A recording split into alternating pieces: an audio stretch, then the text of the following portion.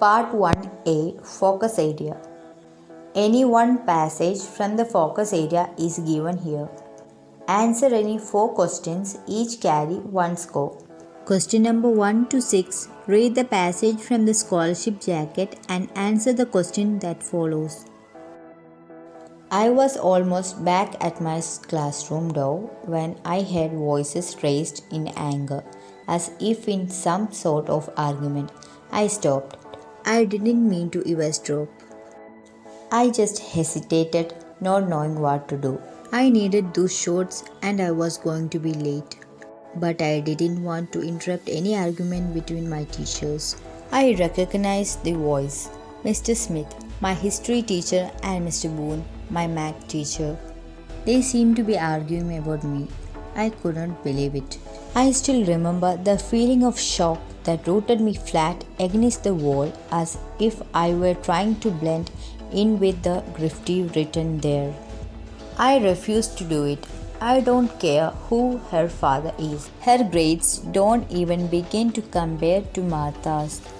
I wouldn't lie or falsify records. Martha has a straight A+ average, and you know it.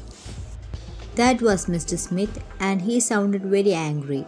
Mr. Boone's voice sounded calm and quiet.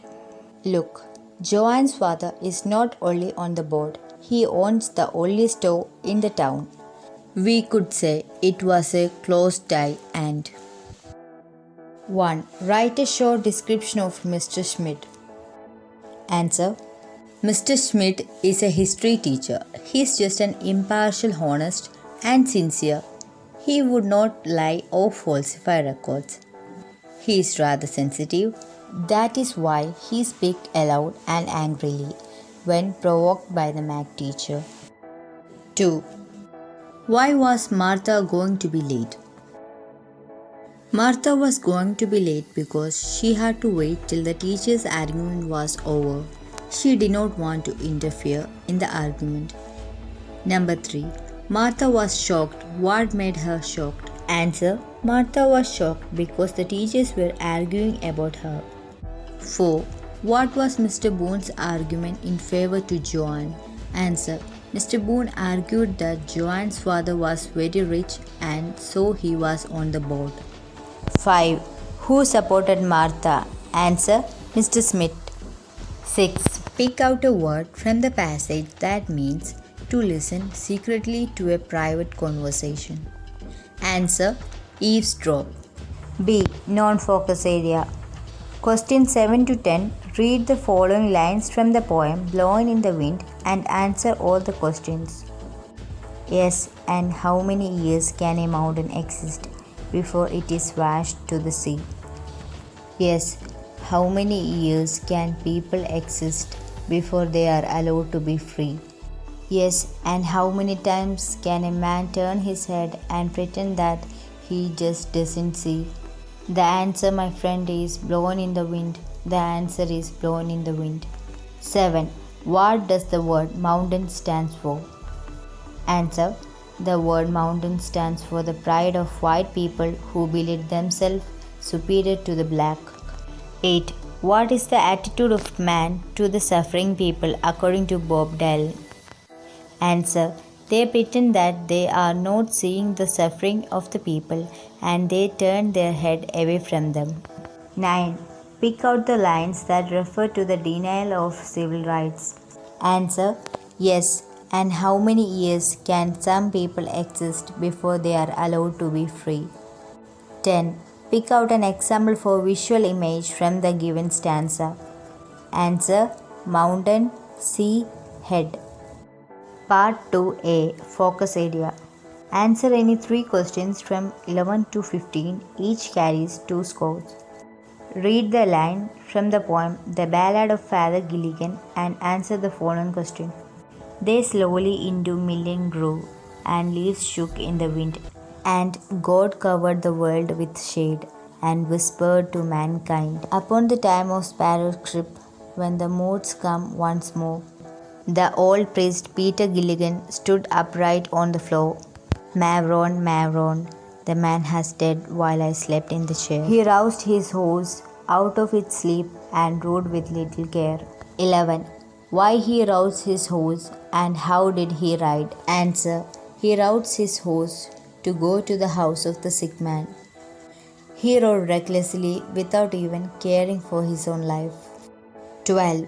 When did the moths came once more and what did Gilligan do?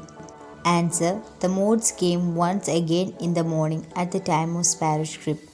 Father Gilligan then woke up from his sleep and stood upright on the floor. 13. What did God do with the world and what did he whisper? Answer.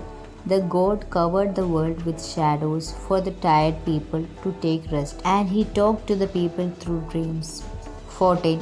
Pick out an expression to show exaggeration and auditory image. Answer.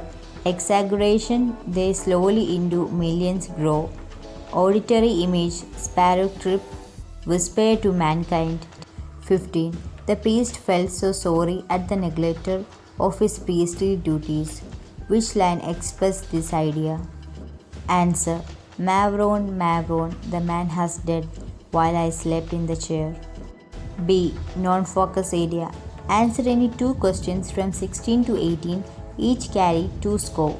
Read the following passage from the story Vanka and answer the question that follows. 9-year-old Vanka Zhukov, who has been apprenticed 3 months ago to Alyakhin, the shoemaker, did not go to the bed on Christmas Eve. He waited till his master and mistress and the senior apprentice had gone to the church, and then looked from the cupboard a bottle of ink and a pen with rusty nib, spread out a crumpled sheet of paper, and was all ready to write.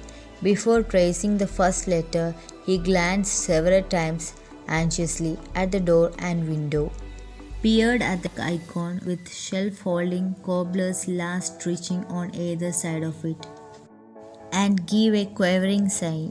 The paper lay on the bench and Vanka knelt on the floor at the bench. 16. What do you know about Vanka? Answer. Vanka Zhukov was a 9-year-old boy who has been apprenticed 3 months ago to Alyakhin, the shoemaker. 17. Why did Vanka wait for his master to go out? What did he do then?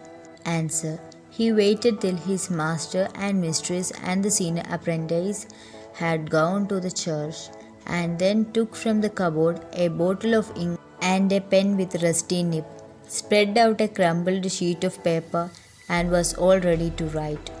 18. What did the little boy do before tracing the first letter? Answer. Before tracing the first letter, he glanced several times anxiously at the door and window, peered at the dark icon with shelf holding the cobbler's last stitching on either side of it, and gave a quavering sigh.